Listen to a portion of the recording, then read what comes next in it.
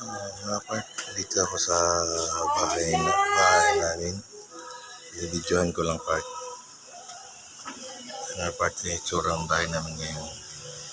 Pero wala pang ganong gamit kasi hindi pa namin tinitirahan. Mga part. Kaya gawa pa kasi yung bagong mga part.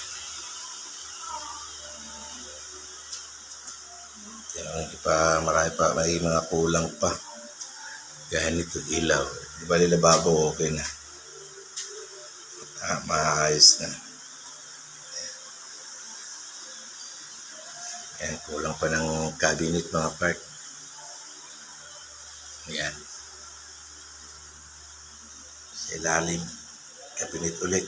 Kulang pa. Mga part. Marami pang kulang to.